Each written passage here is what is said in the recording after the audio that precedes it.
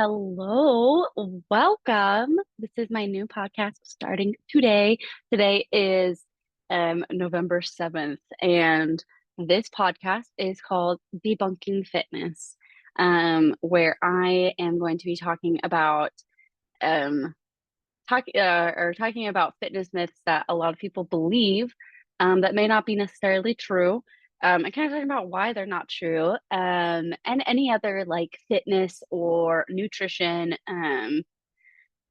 points or like common beliefs that may be true, may not be true, and kind of the science behind all of those things. I will start off by saying, well, just introducing myself. So, my name is Kirsten. I live in Arizona. I'm Arizona based. I am an online personal trainer and nutrition coach. And my story with fitness kind of started whenever I was a teenager. I had one point whenever I was like, I want to say like 12 or 13, where I was like, I feel like I don't like the way that I look. I feel like I want some abs. I feel like I want to kind of be more muscular. I want to be able to do more things. How do I do that? Talking with my mom about it, and she was like, "Well, you could try exercising." And I was like, "Well, that's a good point. I guess I could try that. Well, what should I do?" And she was like, "Here are some things you could try. Here's a book that I have about fitness that you could read and learn." And I was like, "Okay, cool." So read it, and I was like, "This is awesome. Love this stuff. This is great." Um, so ever since then, I'm gonna say like 12 or 13 years old, I was like doing core workouts, reading magazines, because back whenever I was 12 or 13, they still had like magazines, like MySpace was still really popular. And so like you had like printed workouts in magazines that you could just like follow with like the teen magazines. I don't even remember any names of those, but I remember seeing them and I was like, I'm gonna do those. And so anyway, and so from there, it just kind of migrated into like getting a membership at the YMCA in high school and working out there, joining sports in middle school and high school. I ran track and field, and so it was all about trying to increase my capacity to be able to do more in those sports, which never really worked because I got injured all of the time. And so my biggest injury that I had was shin splints. I never had anything major, but shin splints, if you've ever had them, they are debilitating at best.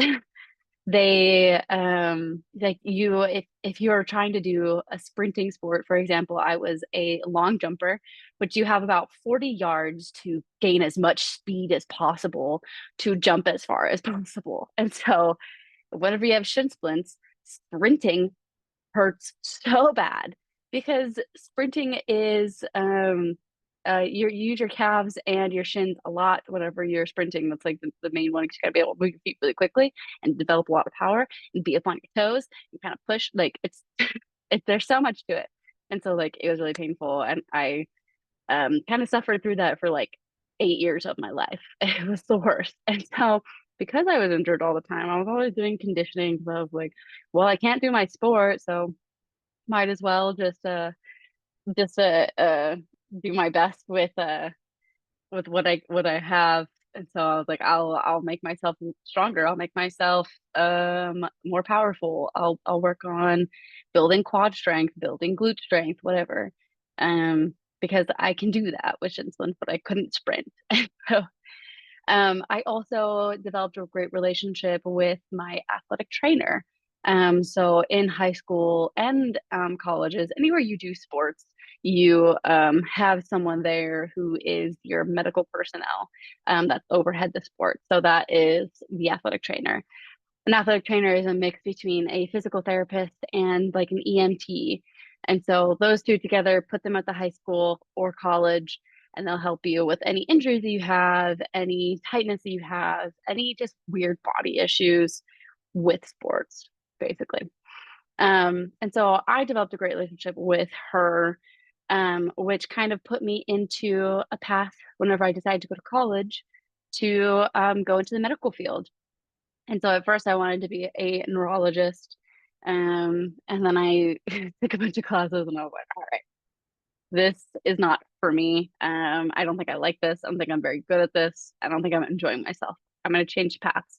Talk to a counselor and they're like, what about athletic training? And I was like, I know what that is. That's actually a great idea. I didn't even think about that. Thus leading me to completing a degree in college for exercise science, getting certified as an athletic trainer, and I've been practicing athletic training for the last 5, 6 years from that. So I have my athletic training background, and then I have my personal training, my nutrition coaching, all combined, and thus created my business, Performance by K, right up here.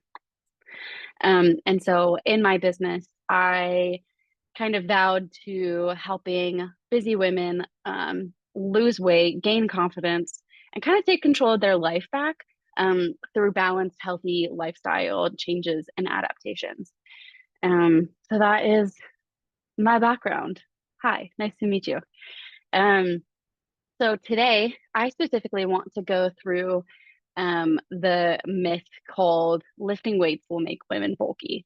This is a very common myth that is just all over the place. Genuinely, you see it everywhere. There's a lot of women who refuse to lift weights because they just don't want to gain the muscle mass size. They don't want to look like a man, which is not true. So let's dive into that. Scientifically, women are built differently than men. Women have higher estrogen levels, lower testosterone levels than a man. And what builds muscle and muscle mass mostly is testosterone. Because women have such a lower amount of testosterone, they're not to building the muscle size like a man is. But you can build muscle, obviously, but they're not going to build that girth unless they've been working out and lifting heavy, heavy, heavy, heavy for years. Okay. That's the only way. But your average Joe Schmo girl like me, if I were to lift weights, which I do lift weights, I'm not gonna get bulky. I'm just gonna get what we call toned, gain muscle strength, but not necessarily the girth. That does not come just for any Joe Schmo person. So let's kind of dive into that. So specifically with hormonal differences, women typically have significantly lower levels of testosterone compared to men. So, like, by that, I mean 15 to 20 times lower. And so, testosterone is that primary driver of hypertrophy, which hypertrophy is muscle growth. So, just increasing muscle spindle, muscle fiber size to make the whole muscle itself go from this big to this big. So, just kind of gain in size. And this means that women's bodies do not respond the same way to weightlifting as a man's body does, meaning that women tend to develop lean muscle and increase their strength, but not necessarily their muscle size and their muscle mass. Um, and so let's see.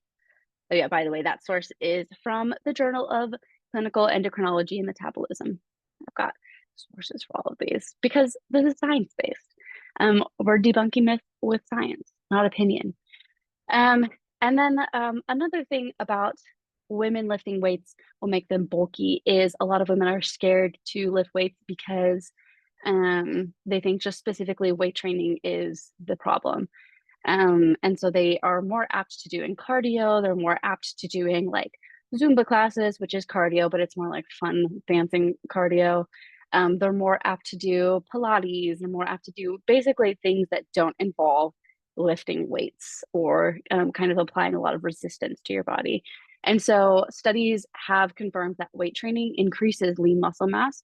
So there is a lot of benefit to resistance training because it also will boost your metabolism and promote fat loss, um, leading to that toned and defined appearance that a lot of women want. Um, and so that's I think the biggest one there is promoting fat loss. I feel like a lot of women that I run into, I have a lot of clients like this as well, where they just want to just lose weight. They feel like they've been dieting for forever. They can't remember a time where they don't diet. They just want to be skinny. They want to be thin. They want to be petite. They want to be the ideal standard of a woman that I feel like was set back like in the 50s, 40s, 50s. Now that standard has kind of shifted to women who are muscular women, women with defined bodies and toned muscles is that new standard. So now here we are in this new world of where strength training is starting to become popularized again, but there's still some women who are holding back because they're scared, which I don't blame you. I would be scared too. Um, but there's no reason to be. And so another thing, another point to this myth is, I kind of mentioned it earlier, but building bulky muscle takes a lot of time. And so if you want to achieve a muscular or bulky physique, that requires a lot of really intense training and a huge calorie surplus over a long period of time. Most women do not follow that type of regimen. They kind of follow the leaner, smaller weights, not as much resistance on their body, smaller amount. They're not, for example, they're not squatting 300 pounds every single day and eating 4,000 calories of purely protein. They're not doing that. That will help you gain a lot of muscle mass and muscle size, but most women specifically have a diet deficit, and they're not doing all of that. So the one time or the years long of doing some typical resistance training, which that looks like 50 to 65% of your one rep max, which your one rep max is how much you can lift of a certain movement in one rep. So you do about half of what you can do with one rep being the only amount that you can do at that weight, about half of that. So for example, I can do bench press at 100 pounds once. That's my max. I can only do it one time. So 50% of that, doing 10 reps of 50 pounds bench press, is about that 50% one rep max. Perfect. Did I complete that thought? One thing that you'll learn is that I kind of have ADD, ADHD. I think it's more ADD. Mine is all over the place. So anyway, tidbit aside. Um, what was I saying?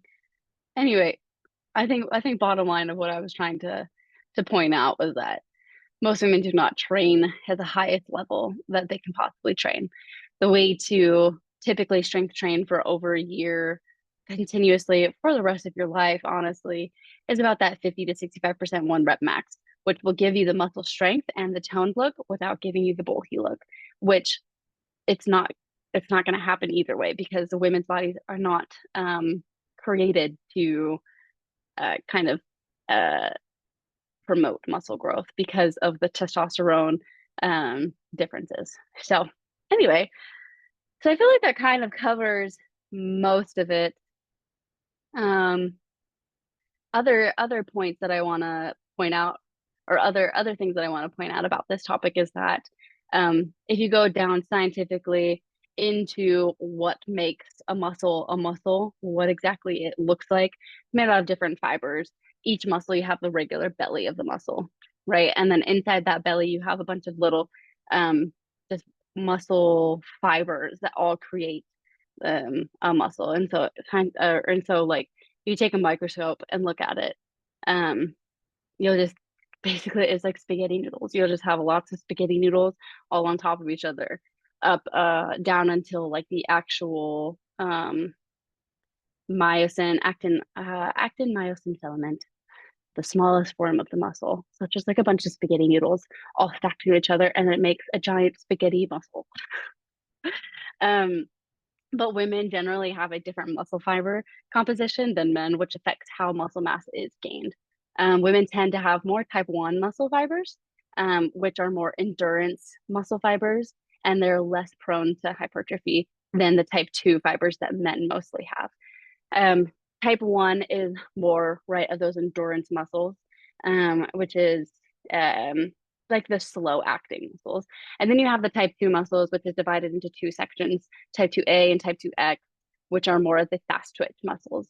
And so because of that main difference in the type of um, muscle fibers, it just kind of leads to them being even more or less prone to gaining muscle mass size. Um, and then another point too, that I kind of mentioned earlier, but you have to build, in order to build a significant amount of muscle, you have to have a calorie surplus, which means you need to consume more calories than what you actually burn. Every person has a general amount of calories that they burn. For example, me being alive, just being alive, doing basic functions of just sitting, breathing, blinking, digesting, whatever, just sitting here doing nothing. I personally burn 1,400 calories, not to mention all the activities that I do outside of that. Okay. So the extra calories that I have that I consume make up for all the other activities that I do in the day, like rock climbing, weightlifting, moving my hands while I'm talking right now, um, typing, thinking, brain processes, whatever. So total, I burn about 2,000 calories in a day. Someone who is looking to build muscle mass wants to be in a calorie surplus. So if I was looking to build muscle mass, then I would want to be above 2,000 calories, because 2,000 calories is how much I burn in a day doing all of my normal things. That's my maintenance amount. If I want to build that muscle mass, I need to be 300 to 500 above that, no more than that, because then that just leads to fat gain and like negative weight gain. 300 to 500 will suffice in building muscle, and it is still that surplus of, it's more than what I need. So my body will convert that into muscle if it's the correct amount of calories. So like you can't just have 500 extra calories of ice cream and call it good. You got to have it like good sourced quality calories. But anyway, so without consuming more calories than you actually burn, women, ooh, what is that? I have notes that I'm reading. Sorry. um, so without consuming more calories than women actually burn, they won't gain large amounts of muscle from lifting weights. So if you're at that maintenance or you're a little bit low in your deficit, if weight loss is your goal, then you're not going to gain that muscle mass as well, because your body is not inclined to doing that because it doesn't have extra calories to do that. It just has what you need. Um, so yeah, I feel like that's pretty good. Yeah, I feel like that kind of covers that whole topic very well. But in summary, myth: if women lift weights, they're going to get bulky, and that is not true. In summary, because women have 15 to 20 times less testosterone than men. Women are not inclined to gain muscle mass size just because of their muscle fiber uh, um, what is the word? Their distribution of their muscle fibers. They have more type 1 muscle fibers, which are those more endurance ones, than the type 2 fast twitch, quick acting muscle fibers. And then also, you have to be in a calorie surplus in order to gain muscle mass. And so, if you're not in a muscle, or if you're not in a calorie surplus, then you're not going to gain muscle mass. Um, and last but not least, let's see. I think that's about it. Last but not least, resistance training is only promoting fat loss, boosting your metabolism, and building lean muscle, especially whenever you're not in a calorie surplus. It's only doing good things for you. So take that all away. It's okay to lift weights. If you're a woman, okay to lift weights. You're not going to get bulky. There is like huge chance that if you're not intentionally looking to get bulky, you're not going to get bulky. Um, Scientifically proven. So that brings me to the debunking fitness umbrella. But here is the second little caveat. I am a big paranormal fan. I love creepy things. I love ghost things. And so I specifically called this podcast Debunking Fitness so that I could throw in a scary story that I found online of someone just telling their own scary story. So, as far as I know, this is true. I found it on Reddit, but I wanted to read it to you so that you could have a little spooky surprise at the very end. And so that's kind of the flow that I'm going to be doing with every podcast moving forward. Um, I'll be doing uh, scientific mumbo jumbo. Let's talk about something that's not true, and then transitioning more into paranormal. And I'll just do one story at the end of every podcast, but I love it. So here is this story. Let's see. So this one is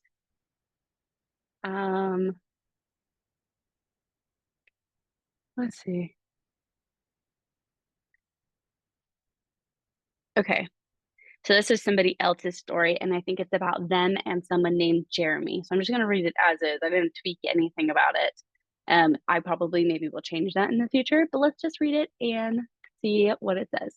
So the story that they wrote is called Jeremy. Okay. So ever since I was little, I'd probably say around 5 or 6, I always used to experience sleep paralysis in my old house. I'd describe my experience as somewhat normal, but one thing always used to happen that I've never heard of. Obviously, the typical dark figure at the end of my bed and a huge, heavy feeling on my chest was there, but I would always feel as though someone was punching my back really aggressively and would get the image of what I'd describe as a bear, but it wasn't actually a bear, if you get what I mean. This would happen almost every night until I was 11, and I just assumed that this was normal. As a little side story, the night of my great grandma's funeral, when I was like 9 or 10, I saw her standing near my window smiling at me. I remember trying to talk to her, asking why she was there because she was meant to be dead, obviously not understanding that if what I was seeing was real, then she would be a ghost. I got out of my bed and went to walk to her, and her face dropped. Her eyes were wide and she looked terrified. Out of nowhere, her face lost the appearance of skin and turned into basically just a skull and screamed, "Get out!" Looking back now, I don't believe that that was my great grandma's spirit. I believe it is the man that I'm going to tell you about. Around 6 months ago, my mom, brother, and I were talking before we went to bed about ghosts and the paranormal, as we had just finished rewatching Paranormal Activity. I told her about having sleep paralysis in my bedroom every night, and I remember her just saying, "You're joking, right?" And I was like, "No, why would I be joking?" She then went on to tell me about how we were moving out of that house in 2014 and we were packing our belongings. She went into the crawl space in her attic bedroom and found these old newspapers and ownership records from a man who owned the house in the 1900s who died. We don't know if he died at the home or whether he died elsewhere, but we believe that it was his spirit that I was experiencing. The reason we came to this conclusion was because my mom's bedroom wasn't a bedroom at the time. Her friend, who she bought the house from, had just converted it, and mine and my brother's bedroom was one big bedroom. I believe he was angry that we were there because he still saw it as his house, although I could be wrong. Anyway, after we moved into our current house in 2014, I didn't experience anything for a good few years. Jump forward to 2017, my best friend at the time was over and we were baking for a bake sale that we were doing for school. She had gone to the toilet, but when she came back to the kitchen, she told me that she'd seen a man at the bottom of my stairs and described him to me. He had a blue checkered button up shirt tucked into formal black trousers. He was bald, wore rectangle framed glasses, and had a sort of round belly. I just assumed that she was trying to freak me out, as I had recently told her about my sleep paralysis in the old house. Going another perhaps month into the future, another close friend of mine was at my house. It's important to note that my best friend had not ever met this other friend of mine. And again, she had gone to the toilet and said she saw a man at the bottom of the stairs. I wish I was joking when I say that she described him the exact same, with the exception of their wording. The summer of the same year, 2017, my best friend of 11 years at the time, now 14 years, who actually moved into my old house, traveled 2 hours to stay at my house for a whole week. One night, she shook me awake, saying, "Stop, you're freaking me out." When I was awake, I was very confused, asking what she meant. She told me that I was saying, "No, you're not supposed to be here. I left like I want. Oh, I left you wanted. Oh, I left like you wanted. No, you're not supposed to be here. I left like you wanted." This could be a coincidence because she was there and it reminded me of my old house. But I just think it's a bit too weird when my other friends said that they saw the same man in my house a month or so prior. Jump forward to 2019 and present day, and I've had some unexplainable experiences that could be put down to coincidence, but I thought I would just add them here. First of all, I used to have this desk chair in my room that my cat loves to sleep on. Like she literally claimed that spot as her own. And one day She sat on the opposite end of my room and just hissed and hissed at the chair. Me being like, there's nothing there, don't worry. I picked her up and tried to put her on the chair and settle her, but she literally clung to my shoulder and would not stop meowing until I put her down and opened my door for her. Another thing is, a couple months ago, I experienced what I think was sleep paralysis again. I was face down in my pillow and couldn't move when I woke up and felt like I was actually going to die. I literally couldn't breathe. It freaked me out so much that I made it my point to lay on my side rather than on my stomach. The last thing that comes to mind was literally last week. My brother was at work and he left his bedroom door open. I don't like my cat going in there as he gets himself stuck under his bed, so I shut his door. It's important for me to say now that I heard the door click shut. And I went downstairs and sat in the living room with my mom for a good half an hour. When I came back upstairs, his door was wide open, but it kept swinging back and forth. Jokingly, I said, haha, very funny, Jeremy. Please shut the door. And I kid you not, the door slammed shut. P.S. Me and my best friend of 14 years call him Jeremy for some reason because we both felt the urge to call him this when she was here in 2017. That's it. Okay. Creepy. I've never experienced anything paranormal, but I would always love to. But it sounds like Jeremy probably hasn't moved on. I don't know. That's weird though. I feel like if I were to see a door just like swinging open and close and I'm watching it just like swing open and close, that would be super creepy. Cool. I like it. So this is just like a little like ooh, scary, scary moment for your day. Anyway, but that's it. I hope you guys enjoyed this episode. I will see you all next week. Thank you for watching and hope you have a great rest of your day.